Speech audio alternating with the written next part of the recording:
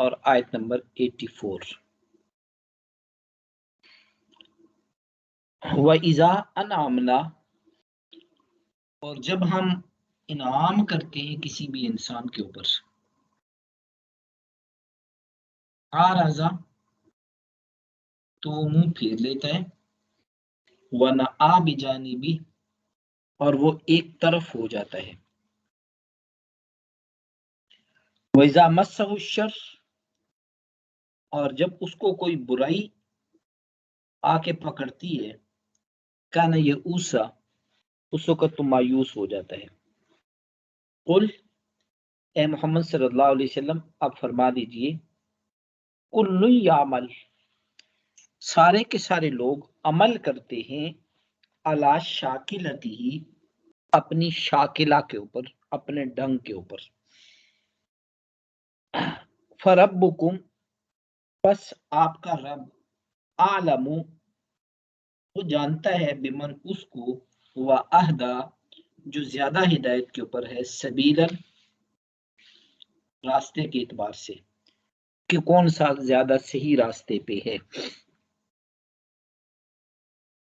ان میں دو آیات میں سے جو پہلی آیت ہے، اس آیت کے اندر اللہ تعالیٰ یہ فرماتے ہیں کہ کبھی ایسے ہوتا ہے کہ انسان کے اوپر ہم انعامات کرتے ہیں،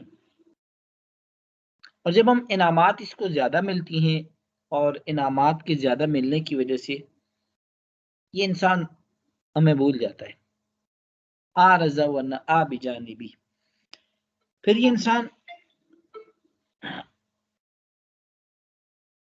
اعراض کرتا ہے، ایک طرف ہو جاتا ہے، اور دنیا میں بہت سارے مشاہدات، سینکڑوں نہیں ہزاروں ہمارے سامنے کے مشاہدات ہوں گے کہ ایک انسان غربت کی زندگی میں تھا تو اس وقت پھر بھی کچھ عبادات یا اللہ یا کرنے پہ لگا ہوا ہے، لیکن جب تھوڑی سی دولت آ گئی تو اس وقت یہ انسان نافرمانیوں کے اندر، اور غرور کے اندر، اور تکبر کے اندر، اور ان چیزوں کے اندر لگ گیا۔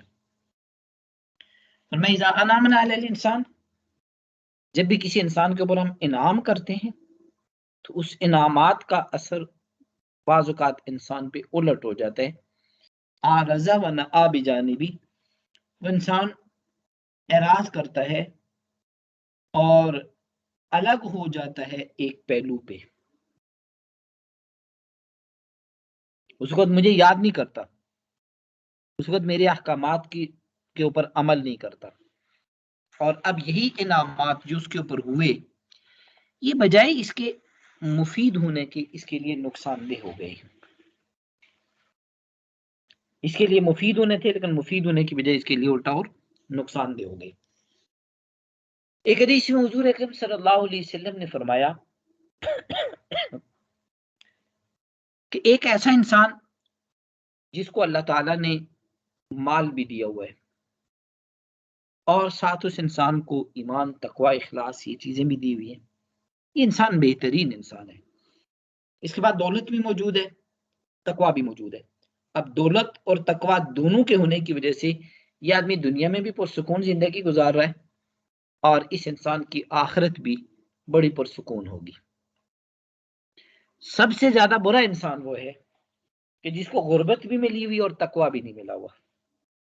اب غربت کی وجہ سے یہ انسان دنیا کے اندر بھی مشکلات کے اندر ہے، اور تقوی نہ ہونے کی وجہ سے یہ انسان آخرت کے اعتبار سے بھی مشکل کے اندر پڑ جائے گا۔ یہ دوسرا انسان ہے۔ اور تیسرا انسان وہ ہے جس انسان کو اللہ تعالیٰ نے دولت تو دی ہے لیکن تقوی نہیں دیا ہوا۔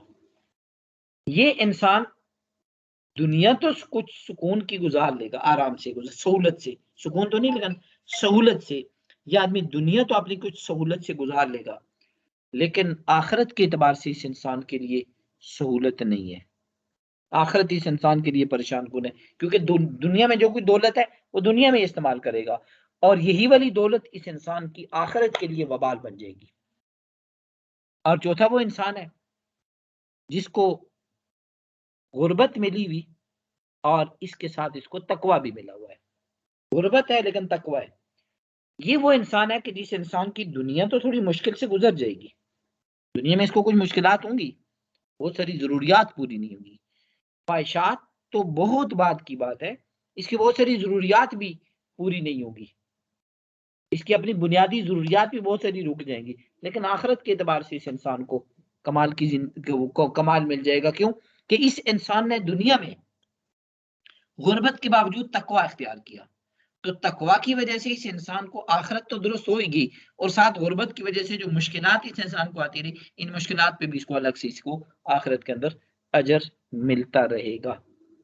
تو اللہ رب العزت فرماتے ہیں اذا انعمنا علی الانسان اعرض ونأى بجانبه، بعض لوگ ایسے نافرمان ہوتے ہیں کہ جب ان کو نعمت عطا کرتے ہیں تو ہم سے اور ہمارے احکامات سے منہ پھیر لیتے ہیں اور کروٹ پھیر لیتے ہیں، لیکن اذا مس الشر، جب اس انسان کو کوئی تکلیف پہنچتی ہے، کوئی پریشانی اس کے اوپر آتی ہے، کان یئوس، یہ مکمل مایوس ہو جاتا ہے۔ یہی انسان جو دولت میں، جو پیسے میں، انعامات کے اندر، ساری چیزوں کے اعتبار سے ہے، اور اس انسان کا دولت اور پیسے کے ہوتے ہوئے اللہ کی طرف رجوع نہیں تھا، یہ انسان اللہ تعالیٰ کے ساتھ اپنا تعلق لگائے ہوئے نہیں تھا۔ اب اسی انسان کو اس دولت کے ہوتے بھی اگر کوئی مشکل پیش آ جاتی ہے، سہولیات اور انعامات ہوتے ہوئے جب اس کو کوئی مشکل پیش آ جاتی ہے، تو یہ انسان مایوس ہو جاتا ہے، کیونکہ سہولت کے زمانے میں اس انسان نے اللہ تعالیٰ سے اچھا تعلق نہیں رکھا ہوا تھا، تو اب بھی مشکل آنے کے بعد بھی اس کو سمجھ نہیں آ رہی کہ میں نے کیا کرنا ہے، اور میں نے کس طریقے سے اس مشکل کو فیس کرنا ہے، میں نے کیسے اس مشکل مرحلے سے آگے نکلنا ہے۔ اذا مس الشر کان یئوسا، جب مشکل آتی ہے تو یہ انسان پھر مایوس ہو جاتا ہے۔ ایک حدیث میں حضور اکرم صلی اللہ علیہ وسلم نے فرمایا کہ اگر تم یہ چاہتے ہو کہ مشکل وقت میں تمہاری دعائیں جلدی قبول ہوں، تو تم اس وقت میں اللہ تعالیٰ سے زیادہ مانگا کرو جب تم سہولت کے زمانے میں ہوتے ہو، جب تمہارے اوپر مشکل کوئی نہیں، جب پریشانی کوئی نہیں، غم کوئی نہیں، اس وقت اللہ سے دعائیں زیادہ مانگا کرو۔ ہم جب سہولت میں ہوتے ہیں تو اس وقت اللہ کو نہیں یاد کرتے، اس کو دعائیں نہیں مانگتے، اس وقت تم اپنے لیے اور دوسروں کے لیے زیادہ دعائیں مانگو، اور اب جب آپ کسی وقت مشکل میں مبتلا ہو جاتے ہیں تو اس وقت پھر آپ کی جو دعا ہوگی وہ جلدی قبول ہوگی۔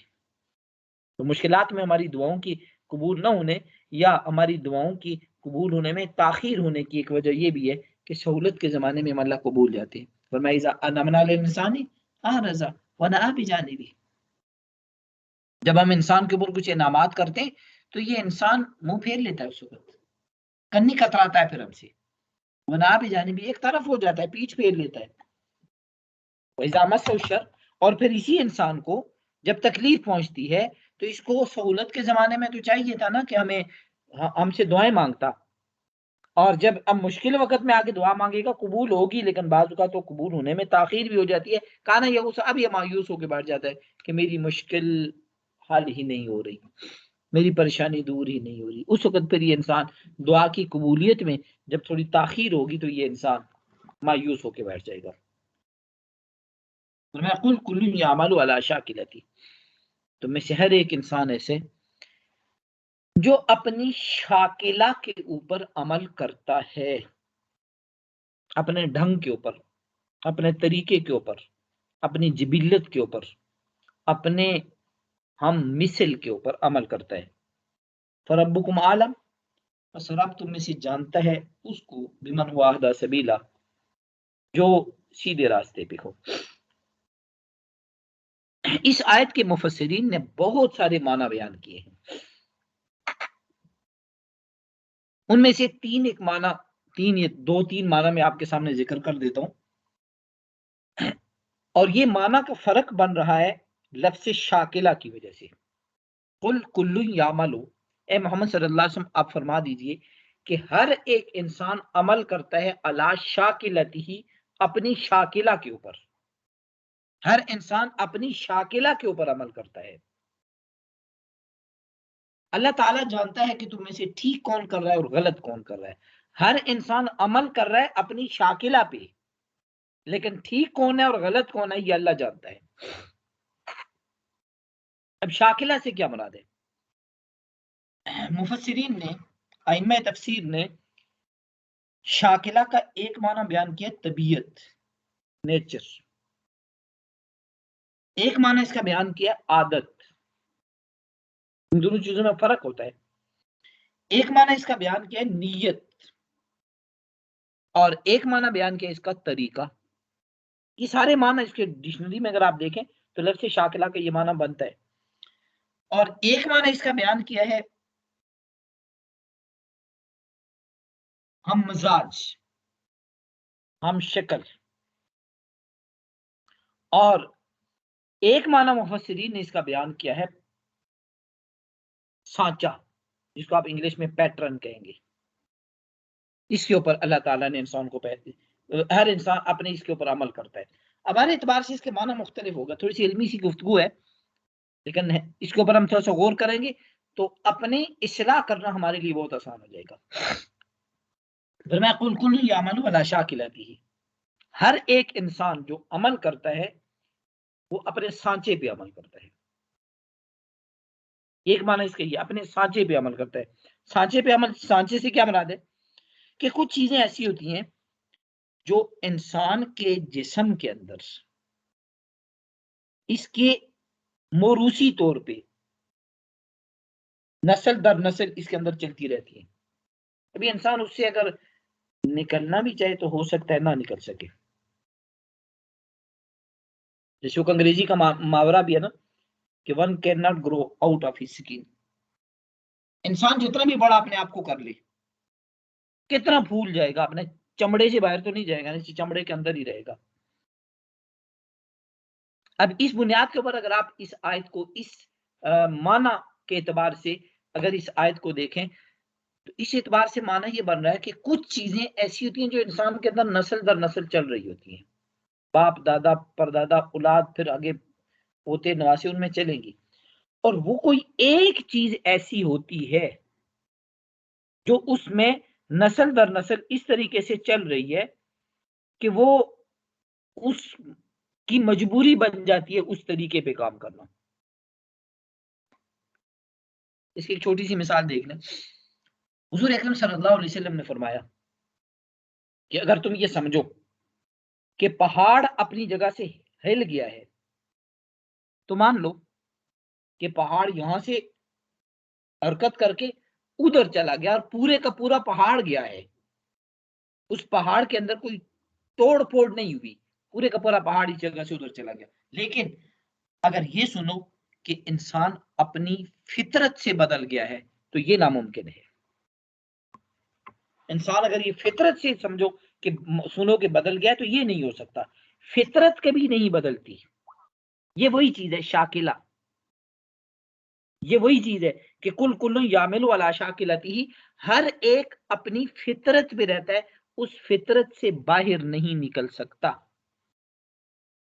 حضور صلی اللہ علیہ وسلم فرما رہے ہیں کہ اگر تم یہ سنو نا کہ پہاڑ ہل گئے تو مان لو، لیکن یہ سنو کہ انسان کی فطرت بدل گئی ہے، یہ نہیں ہو سکتا. اب یہ فطرت کیا چیز ہوتی ہے؟ وہی چیز جو انسان کو نسل در نسل جو ایک چیز چل رہی ہے، اس سے انسان نہیں نکل سکتا. ہاں اس کا رخ بدل سکتا ہے، رخ بدل سکتا ہے، اس میں سے نکل نہیں سکتا.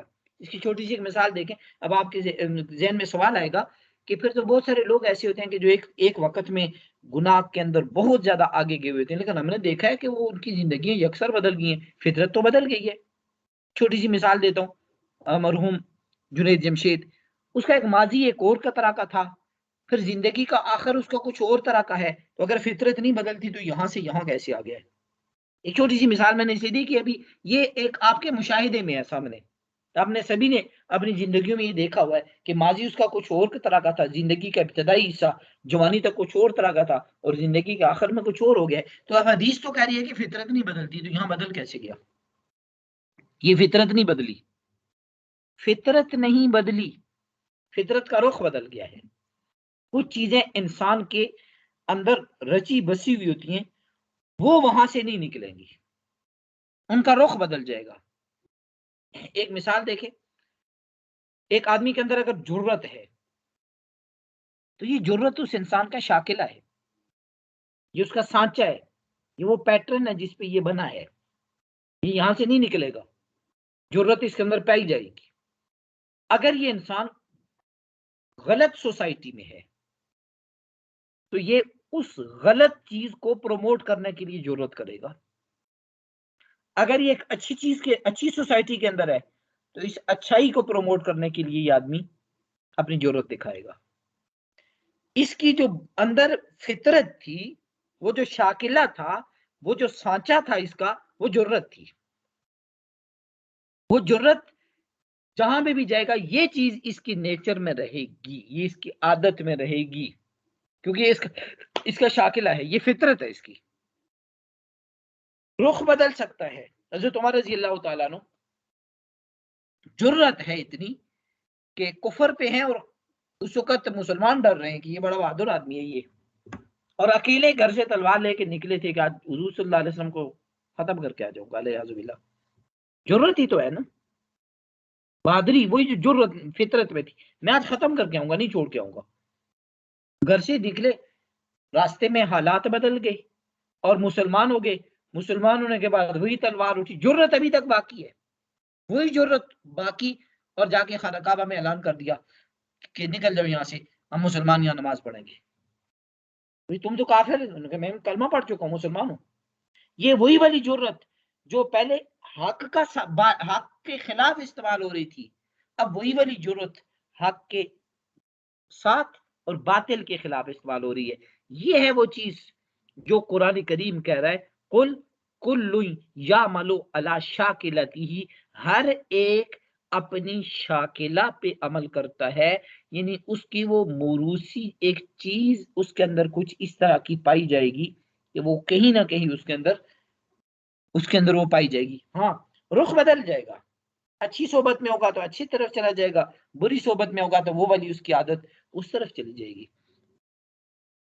اسی طریقے سے ایک آدمی کی عادت ہے برداشت کر لینا. اب برائی کے اندر بیٹھا ہوا ہے تو برے لوگوں کی بات برداشت کر لے گا، اچھائی کے اندر بیٹھا ہوا ہے تو اچھوں کی برداشت کر لے گا. یہ وہ چیز ہے جو اندر سے تبدیل نہیں ہوگی، رخ بدل جائے گا. تو یہی وہ چیز تھی، جیسے میں نے بتایا نا، اس کو اگر آپ دیکھ لیں جنید جمشید کا، تو اس کی بھی نیچر میں ایک چیز تھی، اس کے اندر، اس کے مزاج میں، اس کی طبیعت میں، اس کی فطرت میں ایک چیز تھی، اور وہ چیز پہلے بھی ختم نہیں ہوئی، بعد میں بھی ختم نہیں ہوئی، رخ بدل گیا اس کا. پہلے اس رخ پہ وہ چل رہی تھی لوگوں کو گناہ پہ لگانے کے لیے، اور اب جب بدلی تو اس طرف آئی، صلاحیت وہی استعمال ہو رہی ہے لیکن نیکی کی طرف لگانے کے لیے. اللہ تعالیٰ یہ فرمانے کہ تم اب یہ اگر اس حد تک میں معنی سمجھانے میں کامیاب ہو گیا اگر، تو اب آیت کا معنی سمجھیے. قل کل یعمل علی شاکلتہ، تم اپنی فطرت کو استعمال کر رہے ہو اپنی اپنی جگہوں کے اوپر.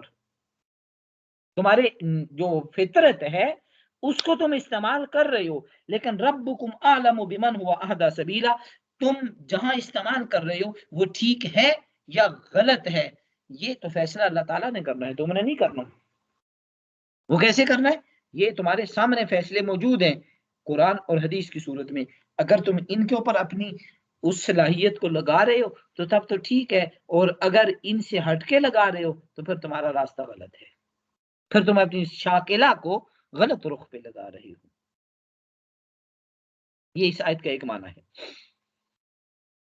اس آیت کا دوسرا معنی بمانے نیت بھی ہے. قل کل یعمل علی شاکلتہ، ہر ایک انسان اپنی نیت کے مطابق عمل کرتا ہے. اس کے دل میں جو نیت اور ارادہ ہوتا ہے اس کے مطابق عمل کرتا ہے، اپنی نیت کے اوپر عمل کر رہا ہے. لیکن اس کی نیت ٹھیک ہے یا نیت ٹھیک نہیں، ربکم عالم، یہ بات تو اللہ جانتا ہے نا. دوسرے انسان کی نیتوں اور دوسرے انسان کے ارادوں کو انسان کبھی بھی جانچ نہیں سکتا کہ آپ نے یہ جو کام کیا یہ کس نیت سے کیا ہے. دلوں کے راز اللہ تعالیٰ جانتے ہیں. حضور اکرم صلی اللہ علیہ وسلم نے بھی ایک موقع پہ ایک صحابی کو ڈانٹتے ہوئے یہ کہا تھا، اللہ شققت قلبہ، اس بندے کے بارے میں جو تم کہہ رہے ہو کہ اس نے کلمہ زبان سے پڑھا تھا دل سے نہیں پڑھا تھا، اللہ شققت قلبہ، تو نے اس کے سینہ چیر کے دیکھا تھا اندر سے کہ یہاں دل میں کلمہ ہے یا نہیں ہے. تو یہ ہے رب کل یعمل علی شاکلتہ، ہر انسان اپنی نیت کے مطابق عمل کرتا ہے، لیکن دوسرے انسان کی نیت کیا ہے یہ تم نہیں جان سکتے. ربکم اعلم بمن هو اہدی سبیلا، سیدھے راستے پہ کون ہے، ٹھیک نیت کس کی ہے اور کس کی نہیں ہے، یہ اللہ تعالیٰ ہی بہتر جانتے ہیں. یہ شاکلہ کا اس وقت معنی ہوگا جب ہم اس کا معنی کریں نیت. شاکلہ کا ایک معنی آتا ہے ہم شکل، شکل سے یہ شاکلہ جو اردو میں لفظ استعمال ہوتا ہے، کل یعمل علی شاکلتہ، ہر ایک انسان عمل کرتا ہے اپنے ہم شکل کی طرح، اپنے مثل سے، اپنے جو اس کی مثل ہوتے ہیں اس جیسے جو ہوتے ہیں وہ ان کا فالوور بن جاتے ہیں۔ کیا مطلب؟ کہ ایک انسان خود اچھا ہوگا تو اچھے لوگوں کی پیروی کرنا شروع کر دے گا، خود برا ہوگا تو برے لوگوں کی پیروی کرنا شروع کر دے گا۔ اگر خود ٹھیک ہے تو یہ اپنے لیے سوسائٹی بھی ٹھیک تلاش کرے گا، اور خود برا ہے تو اپنے لیے سوسائٹی بھی بری تلاش کرے گا۔ دوسرے الفاظ، دوسرے معنی میں دیکھیں، قل کل یعمل علی شاکلتہ، جس مجلس میں ہوگے اس مجلس کا اثر تمہارے اوپر ہو جائے گا، جس محفل میں ہوگے اس محفل کا اثر تمہارے اوپر ہوگا، جس سوسائٹی میں رہو گے اس سوسائٹی کا اثر تمہارے اوپر ہو جائے گا۔ اب یہ انتخاب تمہارے پاس ہے کہ تم اچھے لوگوں کی سوسائٹی میں رہتے ہو یا برے لوگوں کی سوسائٹی میں رہتے ہو، اچھے لوگوں کے ساتھ اٹھتے بیٹھتے ہو یا برے لوگوں کے ساتھ اٹھتے ہو۔ کل یعمل علی شاکلتہ، جن لوگوں کی مجلسوں میں بیٹھتے ہو، جن سے تعلقات ہیں، جن لوگوں کے ساتھ اٹھنا بیٹھنا ہے، جن لوگوں کے ساتھ دوستیاں ہیں، ان کی حرکتیں تمہارے اندر آ جائیں گی۔ کچھ حرکتیں آئیں گی تمہیں پسند کی وجہ سے، تمہاری چوائس بن جائے گی وہی حرکتیں۔ کچھ حرکتیں آ جائیں گی تمہاری مجبوری کی وجہ سے، تم مجبور ہو جاؤ گے وہ کام کرنے میں، اور کچھ حرکتیں اس طریقے سے آئیں گی کہ وہ تمہاری مجبوری اگرچہ نہیں بنے گی لیکن تم محض دیکھا دیکھی میں کر لو گے، تمہیں پسند نہیں بھی ہوگا تب بھی، یا کسی بھی اور وجہ سے تم کچھ ایسے کام کر لو گے۔ تو اس وجہ سے فرمایا یعمل علی شاکلتہ، ہر ایک انسان اپنے ہم مجلس، اپنے تعلقات، اپنے ہم شکل، اپنے جو دوست، ان لوگوں کی عادتیں اپنے اندر لینا شروع کر دیتا ہے۔ ایک حدیث میں حضور اکرم صلی اللہ علیہ وسلم نے فرمایا المرء علی دین خلیلہ، ہر ایک انسان اپنے دوست کے دین کے اوپر چلتا ہے، جس سے تمہاری دوستی ہوگی نا اس کے طریقے، دین بمانے طریقہ، اس کے طریقے کے اوپر تم چلنا شروع ہو جاؤ گے۔ جب کسی انسان سے تم دوستی گہری کر لیتے ہو تو پھر چوائس تمہاری اپنی نہیں، پھر اس کی ہو جاتی ہے۔